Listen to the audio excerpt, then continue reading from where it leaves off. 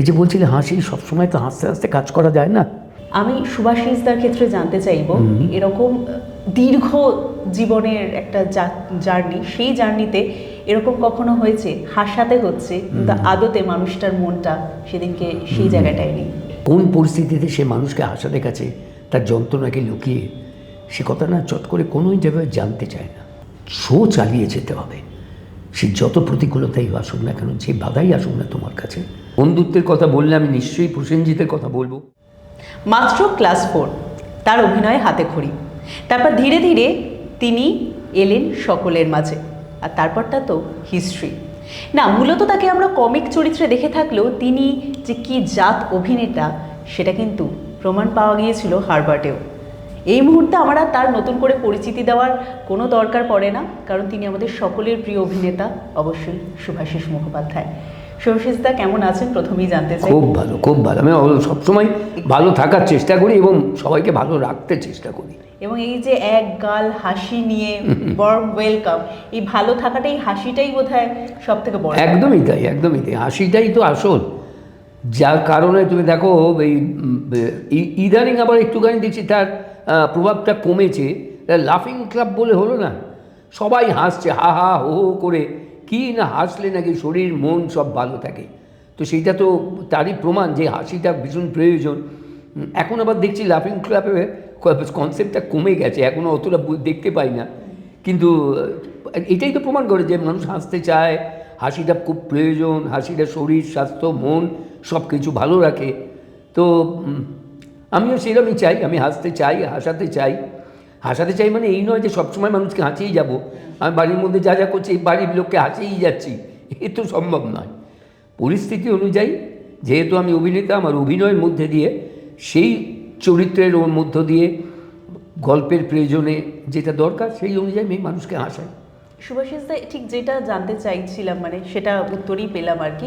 সেটা হচ্ছে মানুষের একটা কৌতূহল থাকে স্বভাববশত, যে আচ্ছা এই মানুষগুলো ব্যক্তি মানুষ বাড়িতে কিভাবে থাকেন, মানে তারা কি সবসময় বাড়িতেও হাসিয়ে যাচ্ছেন?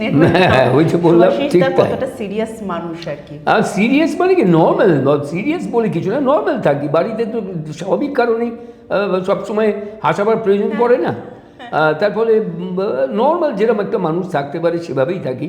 খুব গম্ভীর হয়ে গাম্ভীর্য নিয়ে সবসময় থাকবো, ওটা আবার আমার স্বভাবেও নেই, তার ফলে অত গাম্ভীর্য নিয়ে থাকতে পারি না।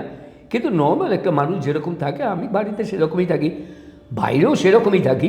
হাসিটা ওই প্রয়োজন বিশেষে আসে বা প্রয়োজন বিশেষে হাসাই, বা আমি নিজে হাসি যখন কারুর একটা ভালো কিছু দেখি, ভালো কিছু পড়ি বা ভালো কিছু শুনি, হাসি পেলে ডেফিনেটলি আমিও হাসি। এবং কোনো কোনো সময় সেই হাসিটা উচ্চকিতও হয়, অট্ট হাসিও হয়, আবার কোনো কোনো সময় মৃদুও হয়। নির্ভর করে কী ধরনের সাবজেক্ট আমি নিচ্ছি বা পাচ্ছি, সে আমাকে বা সেই বিষয়টা আমাকে কতখানি কীভাবে হাসাচ্ছে তার উপরে। শুভাশিসদাকে সব থেকে বেশি অ্যাট্রাক্ট কে করেছিলেন হাসির দিক থেকে? সবাই সবাই, কেন এটা খুব মানে ইয়ে করে বলছেন, ডিপ্লোম্যাটিক বলবে তা নয়। কারণ হচ্ছে আমি দেখো যেহেতু অভিনেতা, আমার ভাবনাটাই ছিল যে আমি সবার থেকে গ্রহণ করব।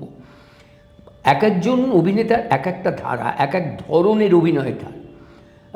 তো তার ফলে কী হয়েছে, ধরো আমি চার্লি চ্যাপলিনের ছবি দেখেছি, তার একরকম, লরেল হ্যারি দেখেছি, তার একরকম, তারও আগে বাস্টার কিটেন, তার একরকম, আমাদের এখানে তুলসী চক্রবর্তী তিনি একরকম, তারপরে ভানু বন্দ্যোপাধ্যায়, জওহর রায়, কার নাম বলবো, রবি ঘোষ, অনুপ কুমার, চিন্ময় রায়, ওদিকে তরুণ কুমার, নবদ্বীপ হালদার, হরিধর মুখোপাধ্যায়, বা কাকে বাদ দেবো, শ্যাম লাহা, নৃপতি চট্টোপাধ্যায়, কী সব কমেডিয়ান, কত বড় বড় মাপে। এবং এদের প্রত্যেকের অভিনয়ের ধারাটা, অভিনয়ের রীতিটা সম্পূর্ণ আলাদা, কারোর সঙ্গে কারোর মিল নেই, যার জন্যে তারা প্রত্যেকের নাম করতে পেরেছে। তাদের ব্যক্তিগত বা ব্যক্তি স্বাতন্ত্র্য ছিল বলে যে তারা নিজেদের মতো করে ফ্লারিশ করেছিলেন, কেউ কাউকে নকল করে বড় হননি কিন্তু, দেখো তুমি। এবং তার ফলে কী হয়েছে, প্রত্যেকের অভিনয়ের মধ্যে একটা কি বলবো, একটা অদ্ভুত অভিনয় মানে পরিলক্ষিত হয়েছে। এবং সেখানে দেখা গেছে যে এক একজন এক এক টাইপে অভিনয় করছে, ধারাটা মানে এক ধরনটা এক একজনের এক এক রকম। আমি সেই কারণে প্রত্যেকের থেকেই কিছু কিছু কিছু কিছু করে নেবার চেষ্টা করেছি, তাদের ভালোগুলো গ্রহণ করেছি, ভেতরে সঞ্চয় করে রেখেছি, প্রয়োজন বিশেষে হয়তো কোথাও কোথাও সেগুলো প্রয়োগ করি, কিন্তু মানে কনসিয়াসলি কাউকে নকল করে, কনসিয়াসলি কাউকে ফলো করে কিছু করি না। অবচেতনে যদি চলে এসে থাকে কখনো কখনো কারণ, হয়তো সেই চরিত্রটা যেটা করছি সেটা এমনভাবে বাঁধা হয়েছে, অবচেতনে ওইটাই আসে আর কি, বেরোবার কোনো রাস্তা নেই, সেরকম অনেক সময় হয়। তো করে ফেলেছি, হয়তো পরে বলছি এটা এরকম করে, বা কেউ বললো এটা কিন্তু অমুককে নকল করে, বললাম নকল না, ওটা চরিত্রটা ওটা ডিমান্ড করছিল। চরিত্রটা যেভাবে লেখা হয়েছে, চিত্রনাট্যকার যেভাবে লিখেছেন, তাতে মনে হলো যেন এই চরিত্রের এই কথাটা ওইভাবেই বলতে হবে, বা এমনভাবে লেখা হয়েছে আমি বলে ফেললাম, মিলে গেল কোনো একজন অভিনেতার, সিনিয়র কোনো অ্যাক্টরের অভিনয়ের ধারার সঙ্গে। হতেই পারে, সেটা হয়ও সেটা। শুভাশিস দা, যেহেতু প্রথমেই হাসি দিয়ে কথাটা শুরু হয়েছিল আর কি, সেখানে বর্তমান সময়ে একটা যেই জায়গাটা থাকে দর্শকদের কাছে, তাদের একটা ভীষণ ঘাটতির জায়গা তৈরি হয়েছে, এবং কোথাও একটা না মানে হাসানো, লোককে হাসানোটা তো একটা বড় কাজ, সেই জায়গাটায় কাতুকুতু দেওয়া হাসির একটা জায়গা হয়ে গেছে বলে মনে হচ্ছে। কোথায় অভাবটা, আপনি কি বলবেন? এই কাতুকুতু দেওয়ার জায়গাটা তো অনেক সবসময়ই ছিল না, যে তো সবসময় বলতে আমি যখন ধর প্রথম দিক থেকে এসেছি সেই সময়ও কাতুকুতু দেওয়ার প্রবণতা ছিল। কেননা মূল বিষয়টা হচ্ছে চিত্রনাট্য, কমেডি স্ক্রিপ্টটা হচ্ছে মারাত্মক, কমেডির লেখার হাতটা, সবাই কমেডি সেভাবে লিখতে পারেন না। সামাজিক গল্প অনেকেই লিখতে পারেন, থ্রিলার লিখতে পারেন, সাসপেন্স, মার দাঙ্গা হ্যানা তেনা সব লিখতে পারে, কিন্তু কমেডি লেখা, তার কারণ যিনি লিখবেন তার সেই রসবোধটা থাকা দরকার। তার ভেতরে যদি সেই রসটা না থাকে, সেই রসবোধটা না থাকে, তার যদি রস সাহিত্য পড়ার অভ্যেস না থাকে, বা তার সেই কমেডির যে মূল উপাদানগুলো, টাইমিং, ডেলিভারি, এইগুলো সম্পর্কে নিজস্ব ভাবনা না থাকে, তার পক্ষে কমেডি স্ক্রিপ্ট লেখাটা মুশকিল হয়। সে একটা গতানুগতিক ধরনের 4-5টা লাইন লিখে দেয়, তার কাছে মনে হয় এটা খুব কমেডি লাইন হচ্ছে, একটা দারুণ কমেডি ডায়লগ দিচ্ছি। কিন্তু বাস্তবিক ক্ষেত্রে দেখা যায়, আমি নিজে অভিনয় করতে গিয়ে অনেক সময় দেখেছি, কমেডি বলে যেটা দেয়া হচ্ছে স্ক্রিপ্টে, সেটা আদৌ কমেডি নয়। তখন কি হচ্ছে, আমাকে ওই চরিত্রটা অভিনয় করতে গেলে আমাকে তখন বাধ্য হয়ে হয় বাঁড়ামি নয় কাতুকুতু যাই বলো না কেন সেটি করতে বাধ্য হচ্ছি। আমি চরিত্রটা অ্যাকসেপ্ট করেছি, এবার আমাকে চরিত্রটা অভিনয় করতে হবে।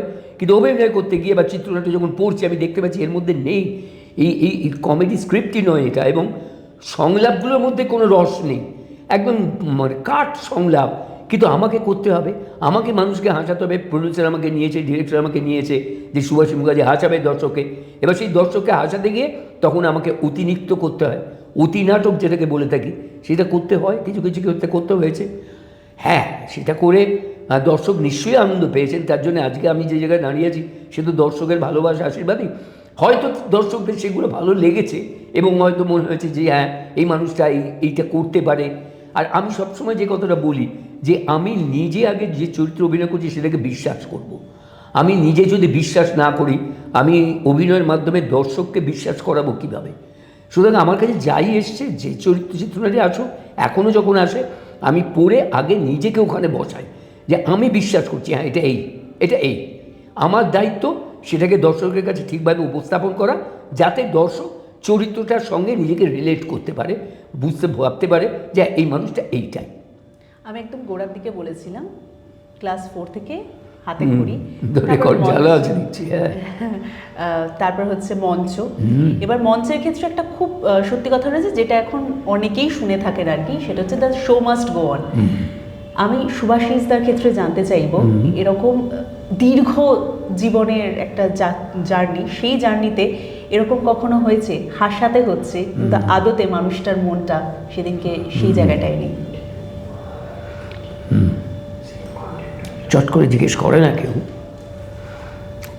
বহুদিন এই কথাটা বলিনি, বললে বলতে পারবা, মানে বেরিয়ে এলো, কেউ বলেনি, কেউ বলে না, এই জায়গাগুলো ধরে না যে একটা কৌতুক অভিনয়ের ভেতরে কী যন্ত্রণা থাকতে পারে, কী কষ্ট থাকতে পারে, কোন পরিস্থিতিতে সে মানুষকে হাসাতে গেছে, তার যন্ত্রণাকে লুকিয়ে, সে কথা না চট করে কোনো জায়গায় জানতে চায় না।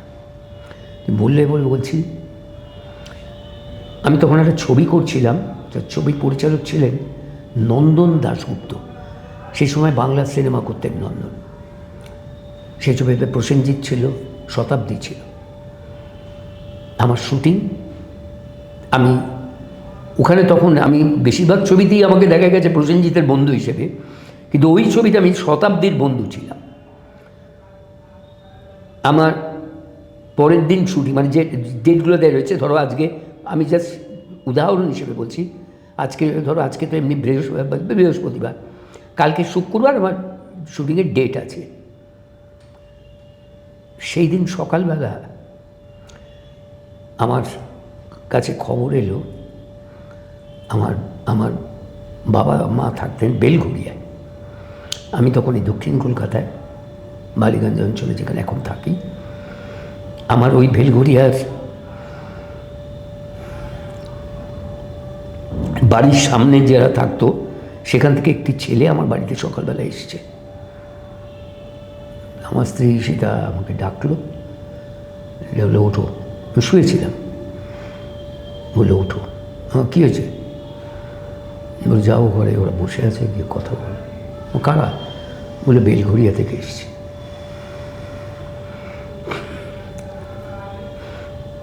তো তখন কীরকম একটা আঁচ করলাম যে কিছু ঘটে গেছে।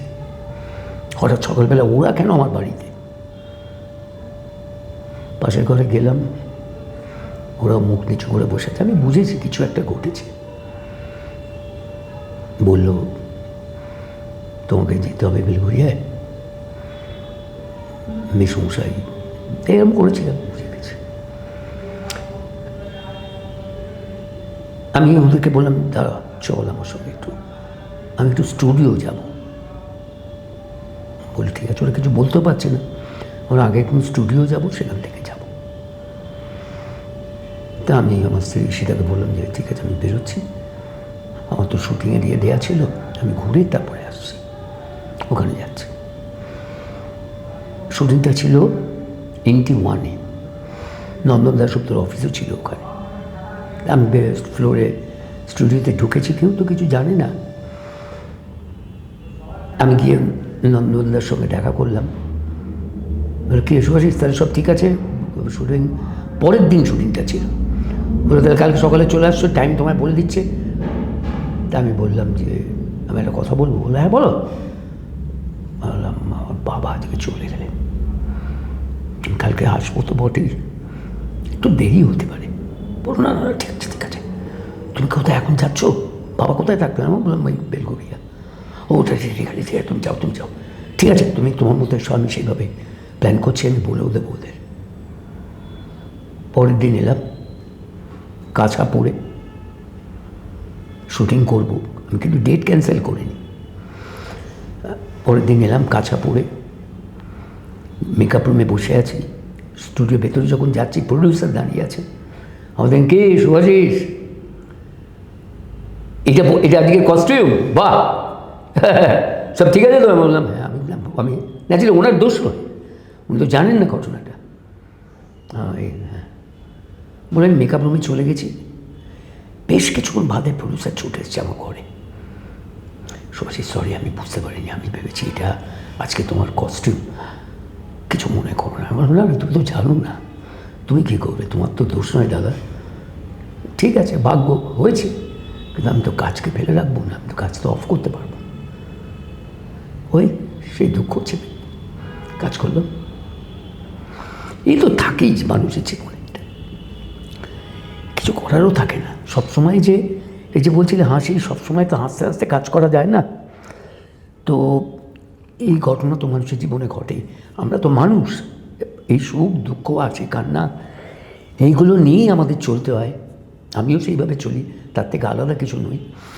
তার ফলে ঠিক আছে, আর আমার যেহেতু এটাই প্রফেশন, এটাই রুটি রুচি, এটাই কাজ, আমি এটা করবো বলেই বেড়ে উঠেছি, স্বপ্ন দেখেছি, তো সেটাকে তো বাদ দিতে পারি না। শুটিংও করলাম, আর ওই যে বলে শো মাস্ট গো অন, এটা যে কত বড় সত্য, কত বড় কথা। তাই তো আমার জন্য তো কিছু বসে থাকবে না, আমি কাউকে বসে থাকতেও বলতে পারবো না, আর আমার জন্য কেউ বসেও থাকবে না। সুতরাং শো চালিয়ে যেতে হবে, সে যত প্রতিকূলতাই আসুক না কেন, যে বাধাই আসুক না তোমার কাছে, সেটাকে সাময়িক আর কি, সেই সময়টুকুর জন্য সেই বাধাটাকে গ্রহণ করে, সেটাকে অতিক্রম করে তোমার কাজে তোমাকে নেমে যেতে হবে। আর টলিউডে বন্ধু? টলিউডে বন্ধু পাওয়া খুব মুশকিল, টলিউডে বন্ধুত্ব হয় না, ওই কাজের সূত্রেই যেটুকু হয় তার বাইরে আলাদা করে বন্ধুত্ব সেভাবে তৈরি হয় না। তবে হ্যাঁ, তুমি বন্ধুত্বের কথা বললে আমি নিশ্চয়ই প্রসেনজিতের কথা বলবো, যার সঙ্গে একটা বন্ধুত্ব রয়েছে। সেই ক্ষেত্রে এই যে কিছু ছবির কথা বলছি, সেই জায়গাতে আবার ও আমার অভিভাবকের মতোই। যেভাবে তুমি হয়তো এই পয়েন্টটাই জানতে চাইছিলে, আমি ঠিক আছে, কেন সত্যি কথা, ও যে আমাকে কাজগুলো সুযোগ দিয়েছে, ওর পাশে এত বছর, এটাও তো ঘটনা, সমস্যা বাদ দিয়ে যা যা ছবি হয় বা হয়েছে সেই সময়, ও অনেক ক্ষেত্রেই আমার কথা বলেছে, আমাকে পাশে নিয়ে কাজ করেছে। একটা অভিভাবক তো বটেই, এবং ওর সঙ্গে আমার একটা দীর্ঘদিনের বন্ধুত্ব, ভালো মন্দ সব মেলানো মেশানো একটা বন্ধুত্ব। ওকে দীর্ঘদিন ধরে দেখছি, আমি দীর্ঘদিন ধরে একসঙ্গে কাজ করছি। আর বন্ধু বলতে আমার একজন বন্ধু নিশ্চয়ই চলচ্চিত্রে, সিরিয়ালের থেকেই তার সঙ্গে আমার বন্ধুত্ব, শঙ্কর চক্রবর্তী। তার সঙ্গে বন্ধুত্বটা না একদম অন্য রকম। শঙ্কর আর আমি একটা সময়ে, এটা ভাবতে অবাক লাগবে এবং আজকের দিনে কেউ করবেও না, ভাববেও না, ভাবনাতেই আনবে না। আমি আর শঙ্কর একটা সময় যখন কাজের জন্য দৌড়ে বেড়াচ্ছি, আমরা দুজনে করতাম কি, শঙ্কর আমার বাড়ির কাছেই তখন থাকতো, রাজবিহারীর ওখানে, আমি বালিগঞ্জ ফাঁড়ির ওখানে। আমাদের দুজনের মধ্যে কথা হতো যে শোন, কালকে অমুক ডিরেক্টরের কাছে যাব। আমরা দুজনই, হয় আমি শঙ্করের বাড়ি চলে গেলাম, গিয়ে কিছু একটু খেয়ে, ও সোনালি কিছু বললো, বা সোনালির মা ছিলেন তখন, মা কিছু করে খেলাম, সোজা বেরিয়ে গেলাম ডিরেক্টরের কাছে, একসঙ্গে দুজনে। আবার কোনো দিন ও আমাদের বাড়িতে এলো, কিছু খাওয়া দাওয়া করলো, এসেরা কিছু দিল বা খেয়ে খাওয়া করে দিল, খেলাম, সোজা চলে গেলাম আবার ডিরেক্টরের কাছে। দুজনে একসঙ্গে একই ডিরেক্টরের কাছে কাজ চাইতে যেতাম। কেউ করবে আজকে, কেউ ভাবতে পারে? এই বন্ধুত্বটা তো পেয়েছি শঙ্করের কাছে, এবং নানাভাবে আমার পাশে থেকেছে শঙ্কর। ওর সঙ্গে, ওর স্ত্রী সোনালির সঙ্গে আমাদের একটা অদ্ভুত বন্ধুত্ব ছিল, এখনও আছে। শঙ্করকে একমাত্র আমার ইন্ডাস্ট্রির বন্ধু বলে মনে হয়। এবং ওই বললাম প্রসেনজিতের কথা, আর একজন বন্ধু আমার আছে, সে আমাকে খুব ভালোবাসে, আমার অভিনয়ের সাংঘাতিক প্রশংসা করে, সে হচ্ছে কৌশিক ব্যানার্জি, আমাদের পিন্টু। ওর সঙ্গে আমার একটা অদ্ভুত বন্ধুত্ব আছে, রেগুলার নাও, ও আমাকে আমার ডাক নামে ডাকে, এবং আমি কৃতজ্ঞ কৌশিকের কাছে। বন্ধুত্ব এমন যে আমরা তখন একটা প্রফেশনাল থিয়েটার করতাম, এটাও অনেকে জানে না, তোমার কাছে অনেক নতুন তথ্য বেরিয়ে যাচ্ছে। আমরা একটা থিয়েটার করতাম তখন বাংলার সাধারণ রঙ্গালয়ে, সার্কারিনা মঞ্চে, সম্রাট ও সুন্দরী, শঙ্করের কাহিনী। শঙ্কর মানে আমার যিনি সদ্য প্রয়াত হলেন সাহিত্যিক শঙ্কর, তাঁর লেখা একটি উপন্যাস সম্রাট ও সুন্দরী। তাইতে কৌশিক অভিনয় করত, আমিও অভিনয় করতাম। তো আমার তখন প্রডিউসার আমাকে তখন গাড়ি দিত না, আমি তখন ওই একটা ট্যাক্সি করে কি কোনো দিন কোনো বাসে করে এই বালিগঞ্জ থেকে সার্কারিনা যেতাম। তো এই কৌশিকে একদিন ওখানে কৌশিক অভিনয়, কৌশিকের বাবা প্রখ্যাত অভিনেতা হারাধন ব্যানার্জি, তিনিও অভিনয় করতেন, দুজনেই করতেন ওরা। তো কৌশিক একদিন হঠাৎ আমাকে বললো, আমার ডাক নামে ডাকতো, আমিও ওকে ওর ডাক নামে ডাকি। তো বলাই, তুই রোজ এভাবে আসিস কেন? আর আমরা তো ওইখানেই আছি, আমাদের বাড়ি থেকে, ওরা থাকতো তখন গোল পার্কে, আমরা বাড়ি থেকে তো এই রাস্তা দিয়ে আছি, বাবা আর আমি যাই, তা তুই আমাদের সঙ্গে চলে যাবি, ফেরবার সময় তোকে এখানে নামিয়ে দিয়ে আমরা চলে যাবো। আচ্ছা, এটা ঠিক হয়? হ্যাঁ, কী হয়েছে, চল তো। পরের দিন থেকে ঠিক হয়ে গেল। আমি আমার বাড়ি থেকে বেরিয়ে বিড়লা মন্দিরের সামনে দাঁড়াতাম, ওদের গাড়িটা আসতো, আমি গাড়িতে উঠতাম, হলে চলে যেতাম, শো শেষ হতো, আবার গাড়িতে উঠতাম, ওই বিড়লা মন্দির ওখানে আমায় নামিয়ে দিত, ওরা বাড়ি চলে যেত, আমি চলে যেতাম। এই বন্ধুত্ব ভাবা যায়? ঠিক তাই, কী বলবো, এই ইমোশনাল হয়ে পড়ি একেবারেই শেষের পথে দাদা আমরা একদমই। তো এই যে কথাটা বললাম, কেউ করবে আজকের দিনে? কেউ কাউকে গাড়িতে তুলে নিয়ে গিয়ে তাকে সেই সাহায্যটা করবে? এ তো বন্ধুরই পরিচয়, তো বড় বন্ধুর পরিচয়, তুমি এদেরকে বন্ধু বলবো না? পরিবারের বাইরে এসেও একটা পরিবার পেয়ে যাওয়া। হ্যাঁ, নিশ্চয়ই নিশ্চয়ই নিশ্চয়ই। হারাধন ব্যানার্জি আবার একটা অদ্ভুত সম্পর্ক ছিল। হারাধন ব্যানার্জি আবার আমার কি বলবো, মানে আমার শ্বশুর মশাইয়ের মতো, মানে অমুক শ্বশুর কই যে জাতীয় শ্বশুর, খুব তো বলে না, কারণ উনি আমার শাশুড়ি খুব আত্মীয় ছিলেন, ওই পরিবারের সঙ্গে যুক্ত ছিলেন। তারপরে উনি যখনই দেখা হতেন, হ্যাঁ আমার জামাই বলে উঠতেন আমাকে দেখে। তো ওই একটা সম্পর্কের জায়গাটাও ছিল, সব মিলিয়ে একটা অদ্ভুত কৌশিকের সঙ্গে বন্ধুত্ব আমার। দাদা, বর্তমান সময়ে দাঁড়িয়ে প্রতিভাময় অভিনেতা এবং তারপর হিরো কীভাবে দেখছেন? প্রতিভাময় মানে আমি দেখো কারো আলাদা করে নাম করতে পারবো না, বলা উচিতও নয়। আমি একজন তাদের থেকে সিনিয়র হয়ে দুম করে একজনের পার্টিকুলার নাম বলবো না, এটা হয় না। প্রতিভা সবার মধ্যে আছে, ওই তো বললাম, যে যেভাবে নিজেকে গ্রো করবে, ওই নিষ্ঠা, সততা, অধ্যাবসায় সবগুলো দিয়ে যে যেভাবে নিজেকে তৈরি করবে, সে সাস্টেন করবে, সেই ভালো। ভালো মন্দ মিলিয়েই অভিনেতা তৈরি হয়। আজও তাই, আগে অতীতেও তাই ছিল, বর্তমানেও আছে, ভবিষ্যতেও তাই থাকবে। যে ওই যে বলছে, যে নিষ্ঠা দিয়ে কাজটা করবে সে এগিয়ে যাবে। আপনাকে আমি এই মুহূর্তে 6টি শব্দ বলবো, সেটা শুনে আপনার মাথায় যেটা ওই মুহূর্তে মনে হচ্ছে, কোনো মানুষ হতে পারে, কোনো মুহূর্ত হতে পারে, সেটা আপনি ভাগ করে নেবেন দর্শকদের সাথে। বন্ধু। এই যে এতগুলো। বিশ্বাস। বিশ্বাসে মিলায় বস্তু, তর্কে বহুদূর। ভালোবাসা।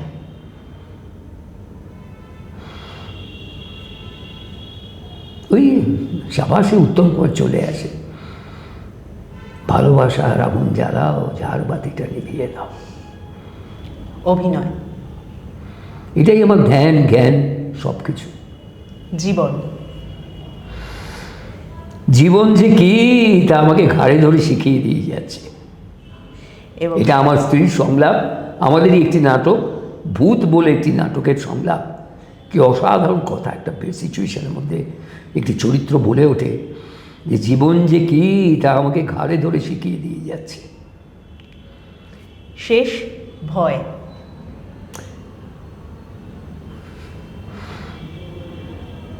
ভয় জয় করে তবু ভয় কেন তোর যায় না, হায় ভীরু প্রেম। অনেক অনেক ধন্যবাদ সুভাষিস দা, আমি অনেকটা সমৃদ্ধ হলাম এই সাক্ষাৎকারটার মাধ্যমে, অনেক কিছু জানলাম, এবং আমার সাথে সাথে যারা ওপারে রয়েছেন সেই দর্শকেরা অনেক কিছু জানলেন, যারা অধীর আগ্রহে অপেক্ষা করেছিলেন। শেষ করব অবশ্যই সেই একগাল হাসি নিয়ে, আপনি আবারও হাসাতে আসছেন সকলকে ফণীবাবু হয়ে। ভাইরাল ইতিমধ্যেই আমরা দেখতে পাচ্ছি। মার্চেরই কোনো একটা দিন, কোনো একটা সময় ছবিটা রিলিজ করছে ফণীবাবু ভাইরাল। আমি আশা করব যে আপনারা সবাই ছবিটা দেখতে আসবেন। এটা একটা সুস্থ পারিবারিক ছবি, যেটা বাড়ির সবাইকে নিয়ে এই ছবিটা দেখতে আসতে পারবেন, এবং প্রাণ খুলে হাসতে হাসতে বাড়ি চলে যাবেন বলে আমাদের বিশ্বাস। আমরা অনেক ওই যেটা বলছিলাম, নিষ্ঠা, সততা, অধ্যাবসায় দিয়ে ছবিটা করেছি, আপনাদের ভালো লাগবে বলে। এবং অ্যাট দ্য সেম টাইম যেটা আমি নিজেও বলছিলাম, যে আমরাও ভালো লেগেছি, আমরাও ভালো, আমাদেরকেও ভালো লাগাবার জন্য ছবিটা বানিয়েছি, যাতে আপনাদের কাছে ভালোভাবে সেটাকে নিয়ে আসতে পারি এবং আপনাদের ভালো লাগে। এই সমস্যা জর্জরিত জীবনে, কষ্টের জীবনে, দুঃখের জীবনে প্রত্যেক মানুষের মধ্যেই সেটা থাকে কম বেশি। সেখানে যদি অল্প সময়ের জন্য আপনাদেরকে আমরা একটু আনন্দ দিতে পারি, একটু হাসাতে পারি, আপনাদের সেই আশীর্বাদ, সেই ভালোবাসা আমাদের পাথেয় হয়ে থাকবে। অনেক অনেক ধন্যবাদ সুভাষিস দা। এবং আমার আর নতুন করে বলার সত্যি কোনো অপেক্ষা রাখে না, কারণ পরিবারের সঙ্গে আমরা যদি এরকম একটা অনাবিল হাসি, আনন্দের একটা ছবি উপভোগ করতে চাই, তাহলে আর কি দরকার। বহুদিন বাঙালি দর্শক কিন্তু এমনই এক ছবির অপেক্ষায় ছিল, যার নাম ফণীবাবু ভাইরাল, যা আসতে চলেছে খুব তাড়াতাড়ি আপনাদের নিকটবর্তী প্রেক্ষাগৃহে। তাই অবশ্যই সিনেমা হলে গিয়ে অবশ্যই ছবিটি দেখবেন। এবং আজকের এই সাক্ষাৎকারটি আপনাদের কেমন লাগলো জানাতে অবশ্যই ভুলবেন না। এরকম আরও সাক্ষাৎকার দেখার জন্য অবশ্যই নজর রাখুন টল ইনসাইট চ্যানেলে।